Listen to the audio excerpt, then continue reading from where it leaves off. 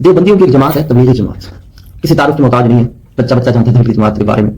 تبلیغی جماعت کا ایک نصاب ہے فضائل اعمال، جس سے وہ دعوت و تبلیغ کا کام کرتے ہیں۔ میرے ہاتھ میں فضائل اعمال موجود ہے، فضائل اعمال کی کتاب۔ اس کا ایک اولڈ ایڈیشن ہے، ایک تو نیو ایڈیشن، آپ کسی بھی مسجد چلے جائیں آپ کو آسانی کے ساتھ مل جائے گا۔ ایک ہے اس کا اولڈ ایڈیشن، 60 70 75 سال پرانا ہوگا وہ اولڈ ایڈیشن۔ اس کے اندر ایک چیپٹر اضافی ہے نیو ایڈیشن کے مقابلے میں، وہ ہے فضائل درود۔ یہ فضائل درود ایک ایسا چیپٹر ہے جو موجودہ فضائل اعمال جو جسے درس دیا جاتا ہے تبلیغی جماعت والے جسے درس دیتے ہیں، اس کے اندر یہ چیپٹر موجود ہی نہیں ہے، یہ چیپٹر خود نکال دیا گیا۔ آپ کسی بھی تبلیغی مرکز چلے جائیں، اپنے محلے کی کسی مسجد میں چلے جائیں، وہاں پر فضائل اعمال موجود ہوگی، آپ اس کو کھولیں کہیں پر آپ کو یہ چیپٹر ملے گا ہی نہیں فضائل درود، لیکن اولڈ ایڈیشن کے اندر یہ چیپٹر موجود ہے۔ میں آپ کو بتاتا ہوں کہ کیوں نکالا ہے۔ دیوبندیوں کا دیکھیں، علماء دیوبند کا عقیدہ ہے کہ نبی کریم صلی اللہ علیہ وسلم کو نور نہیں کہا جا سکتا، بشر نور کہنا ان کے یہاں جائز نہیں ہے۔ پھر نور خدا، نور من نور اللہ، اہل سنت کہتے ہیں، سنی حضرات کہتے ہیں حضور صلی اللہ علیہ وسلم کو نور من نور اللہ، ان کے نزدیک یہ چیز شرک ہے۔ نور من نور اللہ کہا تو یہ شرک ہو جائے گا۔ آئیے میں آپ کو دکھاتا ہوں فضائل اعمال کا جو چیپٹر ہے فضائل درود، جو اب فضائل اعمال سے نکال دیا گیا، اس کے اندر صفحہ نمبر 809، چیپٹر فضائل درود صفحہ نمبر 809 کے اوپر مولوی زکریا اس کتاب کے مصنف ہیں، محدث ہیں بہت بڑے یہ دیوبندیوں کے۔ اس کے اندر ایک نعت نقل کرتے ہیں، اور یہ نعت لکھی ہوئی ہے Qasim Nanotvi, the founder of مدرسہ دیوبند، دیوبند مدرسے کے جو فاؤنڈر ہیں ان کی لکھی ہوئی نعت ہے۔ اس کے اندر یہاں انہوں نے ایک شعر لکھا ہوا ہے، کہاں وہ نور خدا کہاں یہ دیدہ زار، کہاں وہ نور خدا کہاں یہ دیدہ زار۔ یہاں پر حضور صلی اللہ علیہ وسلم کو نور خدا یعنی اللہ کا نور کہا جا رہا ہے۔ اچھا کہہ کون رہا ہے؟ قاسم نانوتوی۔ کوٹ کون کر رہا ہے؟ مولوی زکریا۔ چیپٹر کون سا ہے؟ فضائل درود۔ اب جو چیپٹر نکال دیا گیا، اب اگر نبی کریم صلی اللہ علیہ وسلم کو نور من نور اللہ کہنا شرک ہے، تو آیا کیا یہ شرک کا فتویٰ اس نعت کے مصنف قاسم نانوتوی اور اس کو کوٹ کرنے والے مولوی زکریا ان پر بھی کیا فتویٰ لگتا ہے؟ اچھا بات یہاں ختم نہیں ہوتی، بات آگے چلتی ہے، آئیے آپ کو دکھاتے ہیں۔ اب اہل سنت کا عقیدہ ہے کہ نبی کریم صلی اللہ علیہ وسلم خود تشریف لے آتے ہیں مدد کے لیے، آپ کی جو روح انور ہے، روح مبارک ہے، اپنی امتی جو آپ آقا نامدار صلی اللہ علیہ وسلم سے محبت فرماتے ہیں، آپ کی روح ان کی استعانت کے لیے خود تشریف لے آتے ہیں اپنے روزہ مبارک سے، یہ عقیدے کو شرک کہتے ہیں۔ آئیے آپ کو ان کی کتاب میں اس کا ثبوت دکھاتا ہوں۔ یہ صفحہ ہے صفحہ نمبر 797، یہاں پر یہ مولوی زکریا صاحب کوٹ کر رہے ہیں شاہ ولی اللہ دہلوی رحمۃ اللہ علیہ، آپ نے ایک واقعہ اپنا ذاتی نقل کیا ہے، شاہ ولی اللہ دہلوی نے اس کو نقل کیا اپنی کتاب میں فضائل درود کے اندر، جو اب دیوبندیوں نے نکال دی ہے حساب سے۔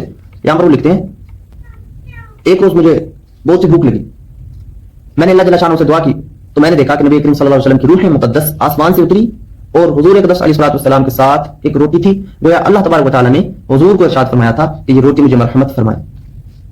اب یہ واقعہ لکھنے والا کون ہے؟ مولوی زکریا۔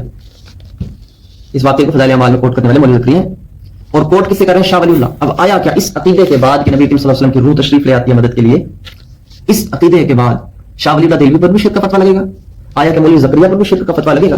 کیونکہ بریلویوں پر ان پر تو شرک کا فتویٰ لگتا ہے۔ اب آگے آ جائیں، بات یہاں پر ختم نہیں ہوتی، ایک اور چیز میں آپ کو دکھاؤں۔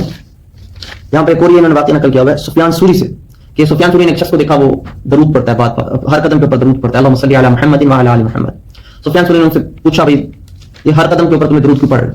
تو اس نے کہا کہ بھائی اس کی وجہ جو ہے ایسے ہے کہ میری والدہ کا انتقال ہوا، اس کا چہرہ سیاہ ہو گیا، پیٹ اس کا پھول گیا، میں ڈر گیا کہ پتہ نہیں خدا جانے کیا ایسا کام تھا، کیا ایسی وجہ بنی کہ میری والدہ پر ایسا عذاب ہو رہا ہے، میں پریشان ہوا۔ اتنے میں دیکھتا ہوں، یہاں پر دیکھیں، میں نے اللہ جل شانہ کی طرف دعا کے لیے ہاتھ اٹھایا تو میں نے دیکھا کہ تہامہ حجاز سے ایک ابر آیا، ایک بادل آیا، اس سے ایک آدمی ظاہر ہوتا ہے، اس نے اپنے مبارک ہاتھ میری ماں کے منہ پر پھیرا جس سے اس کا چہرہ بالکل روشن ہو گیا، اور پیٹ پر ہاتھ پھیرا تو ورم پیٹ کا بالکل جاتا رہا۔ میں نے ان سے عرض کیا آپ کون ہیں اور میری ماں کی مصیبت کو آپ نے کیسے دور کیا؟ انہوں نے فرمایا میں تیرا نبی محمد صلی اللہ علیہ وسلم ہوں۔ میں نے عرض کی کیا مجھے کوئی وصیت کیجیے، کیا آپ مجھے وصیت کیجیے؟ تو حضور صلی اللہ علیہ وسلم نے فرمایا کہ جب کوئی قدم رکھا کر یا اٹھایا کر تو اللہم صلی علی محمد وعلی آل محمد پڑھا۔ اب اس واقعے سے کیا ثابت ہو رہا ہے؟ حضرت سفیان سوری اس واقعے پر نقل کر رہے ہیں کہ نبی صلی اللہ علیہ وسلم کی روح انور خود تشریف لے کر آئی اور آ کر اپنے امتی کی داد رسی کی۔ بات یہاں پر ختم نہیں ہوتی، اسے آگے آ جائیں۔ جب یہاں پر ایک اور واقعہ امام غزالی کا صفحہ نمبر 791 کے اوپر ایک واقعہ نقل کیا گیا، امام غزالی نقل کر رہے ہیں احیاء العلوم کے اندر، اور فضائل اعمال میں اس کو مولوی زکریا صاحب نے نقل کیا۔ یہاں پر وہ ایک لمبا واقعہ، اس کا میں بالکل اینڈ اس کا آپ کے سامنے پیش کرتا ہوں۔ یہ خواب کا واقعہ، من رآنی فقد رأى الحق، جس نے مجھے دیکھا اس نے مجھے ہی دیکھا۔ خواب میں نبی صلی اللہ علیہ وسلم کی زیارت جو ہے وہ ایسے ہے جیسے بالکل سچ ہو، حق ہو۔ آئیے دیکھتے ہیں اس عبارت کے اندر کیا لکھا ہوا ہے۔ ایک لمبا واقعہ، پورا واقعہ پڑھنے کی گنجائش نہیں ہے، مختصر کر کے میں آپ کے سامنے پیش کرتا ہوں کہ ایک شخص تھا، اس کا والد فوت ہو گیا، تو اس کی حالت بگڑ گئی، اس کے والد کی، بیٹا پریشان ہو گیا۔ اتنے میں کیا ہوا، انہوں نے خواب میں دیکھا ایک شخص آیا ہے اور بھائی اس پر کرم کیا اس نے، اور جو ہے اس کے والد کی مصیبت کو دور کر دیا، اس کے چہرے پر ہاتھ پھیرا تو اس کا چہرہ سفید ہو گیا۔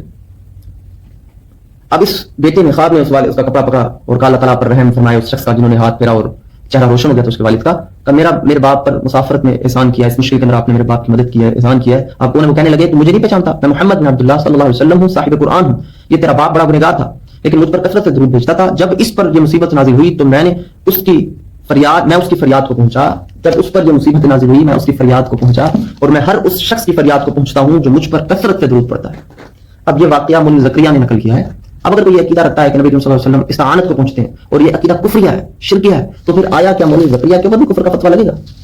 اور اس کے علاوہ امام غزالی جنہوں نے اس واقعے کو خود نقل کیا ان پر بھی کفر کا فتویٰ لگے گا؟ یہ وہ رموز ہیں جن کی وجہ سے اس کتاب کو باقاعدہ چھپایا گیا، اس چیپٹر کو جو ہے وہ چھپا دیا گیا، حذف کر دیا گیا، وہ چیپٹر ہی نکال دیا گیا ہے. اب دیکھیں ایک اور بھی ہے آپ کے سامنے پیش کرتا ہوں. اب وہ دیوبندی کہتے ہیں کہ بھائی الصلاۃ والسلام علیک یا رسول اللہ صلی اللہ علیہ وسلم نہیں پڑھنا چاہیے کیونکہ یا کا صیغہ استعمال حاضر و ناظر کے ساتھ کیا جا سکتا ہے، لہذا یا کا صیغہ ہم استعمال نہیں کریں گے. اچھا جی، یہاں پر ایک واقعہ موجود ہے وہ میں آپ کو دکھاتا ہوں. علامہ شبلی رحمۃ اللہ علیہ سے متعلق یہ واقعہ ہے.